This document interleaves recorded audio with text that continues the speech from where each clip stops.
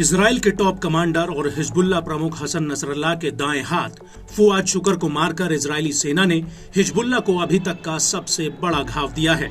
और ये घाव ऐसा है जिसे हिजबुल्लाह चाहकर भी नहीं भुला सकता और ना ही ये घाव इतनी आसानी से भरेगा।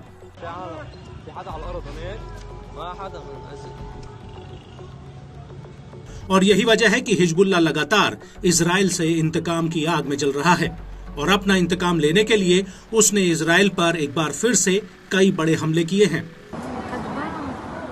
हिजबुल्लाह का कहना है कि उसने आयलत बैरक्स पर आईडीएफ की 91वीं डिवीजन के हेडक्वार्टर पर ड्रोन्स का एक जत्था फायर किया है, जिसकी चपेट में आईडीएफ के कई अधिकारी और सैनिक आ गए।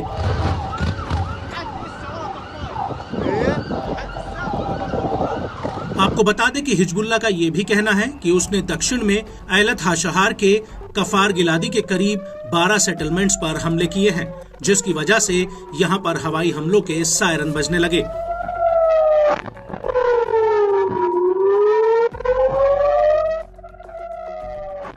हिजबुल्लाह का कहना है कि इस इलाके में इजरायली सेना की कई अहम बैरक्स हैं जो आयरन डोम के लॉन्चर से लैस हैं। यहां तक कि बेथ हिल्लेल बैरक में शाहेल बटालियन का हेडक्वार्टर भी है। साथ ही किरियत शमोना बैरक्स में 769वीं ब्रिगेड का हेडक्वार्टर है।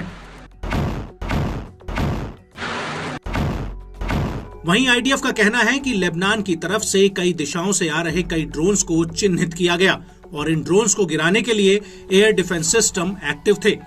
वहीं हिजबुल्लाह के मुताबिक आईडीएफ जेट्स इन ड्रोन्स को इंटरसेप्ट करने की कोशिश कर रहे थे। एयर डिफेंस सिस्टम आयरन डोम तक इन ड्रोन्स को गिराने में नाकामयाब रहा है और इन ड्रोन्स में से कुछ तो एलत हाशहार सेटलमेंट्स पर जाकर गिरे हैं, जिनकी वजह से कई जगहों पर आग लग गई। हिजबुल्लाह के मुताबिक ये ड्रोन एलत बैरक्स में बने गिलेली डिवीजन के हेडक्वार्टर तक पहुंचने में कामयाब रहे हैं।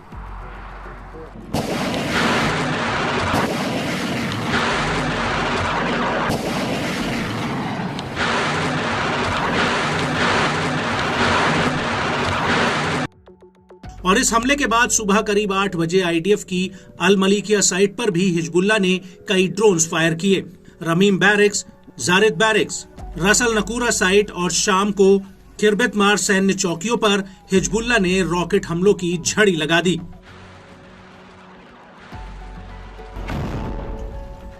हिजबुल्लाह के मुताबिक कब्जे वाले शीबा फार्म्स के जिब्दीन बैरक्स पर उसके लड़ाकों ने गोला बारूद दागा है। और इस हमले के बाद हिजबुल्लाह ने शाम करीब 7 बजे माउंट नेरिया बेस को निशाना बनाया है। यहां पर हिजबुल्लाह ने ड्रोन्स का एक जत्था फायर कर दिया जो कई इलाकों में जाकर फटे हैं। हिजबुल्लाह के मुताबिक इन ड्रोन्स ने आईडीएफ के अधिकारियों और सैनिकों की पोजीशंस पर सीधा हमला किया, जिससे आईडीएफ को भारी नुकसान हुआ है।